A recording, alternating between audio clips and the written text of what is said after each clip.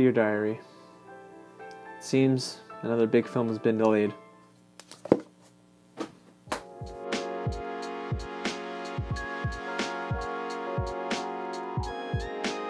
What's going on, you guys? James here with some real news. Now, this is actually just breaking via Variety, and it involves one of my favorite DC heroes ever, and of course, expected delay, but nonetheless, it's still very sad. Now, before we hop into the news, if this is your first time here at the channel, welcome to Real James. Now, if you're wondering who that is, that's me. And I love talking all about movies. And that's what we do here on the channel, is talk about movies, react to movies, TV shows, all that good stuff. So if you're a fan just like I am, go ahead and hit the big red button below and subscribe to the channel. Don't forget to tap on the notification bell right next to it just to stay up to date with breaking news just like this. If you missed it, I just put out my 5 best and worst movies of 2020 so far.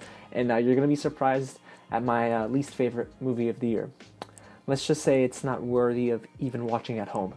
But regardless, let's hop right into the news of the day, and that involves Wonder Woman 1984 and a couple of other films being delayed. We'll get to the news straight away from Variety, but like I said, it's still sad to read the headline because, man, as a fan of movies, you just hate to see things getting pushed back, and it seems like summer is really starting to hang on by a thread, a very thin thread. So let's go ahead right into the Variety article and read it. And I quote, Warner Brothers is postponing Diana Prince's return to the big screen. Due to the coronavirus pandemic, Wonder Woman 1984 will now hit theaters on August 14th instead of June 5th. Now, if you've been following all the videos I've been doing about movie theaters being shut down and eventual delays and what's next, I predicted Wonder Woman 1984 to move back a little bit, but I didn't expect it to go into August. I thought, okay, maybe late June, if anything, but what does this mean for the other films surrounding it? This was basically the wild card from what I've been saying,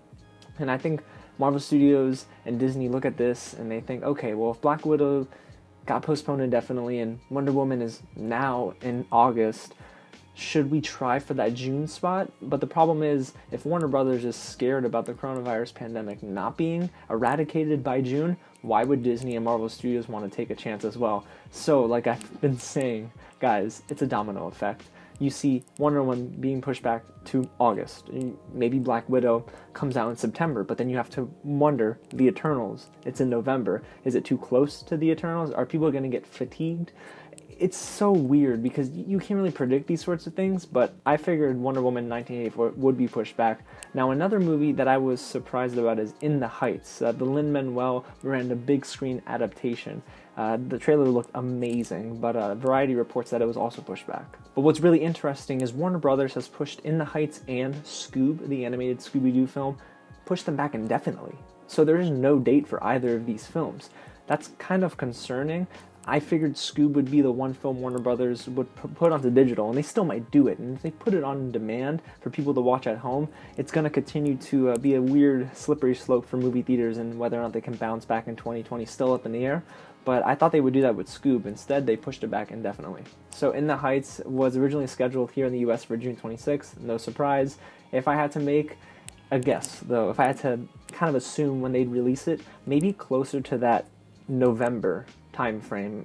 I wouldn't say it wouldn't compete with 007 No Time to Die, but it offers good counter programming. I mean, Warner Brothers is going to want to put a musical out there that does well, and if they do, they can go and say, listen, we did that, right? And I want to see In the Heights succeed as well, so I'm hoping they pick a good time frame, and if they have to push it back to next year, then that's what they have to do. So those are the 3 big delays. Of course, only one of those getting a release date in August, and that is Wonder Woman 1984. But this raises a good discussion about whether it'll succeed in August or not. So I went and I found the numbers for domestic box office figures in August, for movies that release in August. At number 1, it's really surprising. Man, okay, let's just go through the top 10 films that did really well here domestically. All time, I think it is an all-time figure. Yeah, I believe, it's an all-time figure for August. At number 10 is G.I. Joe, The Rise of Cobra. 9 is Rise of the Planet of the Apes. 8 is Fast and Furious Presents Hobbs and Shaw. 7 is Signs. Straight Outta Compton is number 6. Teenage Mutant Ninja Turtles is 5. Rush Hour 2 is 4, The Bourne Ultimatum is 3, Guardians of the Galaxy is 2, and Suicide Squad is 1. There's a huge difference between Suicide Squad and Guardians. Suicide Squad made $133 million. It actually made a little over. Guardians only made $99 million. I mean, those are still big figures, don't get me wrong, but that leads me to believe Warner Brothers is doing this because even though they did not like how Suicide performed critically, it did well enough in the box office to where they can say, okay, you know what, I think Wonder Woman can thrive in this setting, and it is pretty much in the middle of summer, so it gives people time to escape to the theaters if, of course, this virus is gone. Now, clearly, it's all speculative, and we don't know if this pandemic is going to be vanished or gone in a way by August, but I can see why Warner Brothers decided on that August date, because Suicide Squad and Guardians being 1 and 2 for August numbers domestically, it makes a ton of sense. Well, you guys, there you have it. That's the breaking news for the day. Wonder Woman pushed back to August, In the Heights and Scoob delayed indefinitely. You guys gotta let me know what you think in the comments below. Are you upset with Warner Brothers' decision to push back Wonder Woman 1984, or do you think they needed to push it back even more? Just let me know in the comments below. And yeah, I'm sad for In the Heights, man. I really want to see that movie. If you haven't already, go ahead and like this video, share with all your friends, and don't forget to hit that big red button below and subscribe to the channel. Alrighty, you guys, again, thanks so much for watching, and I'll catch you at the next screening.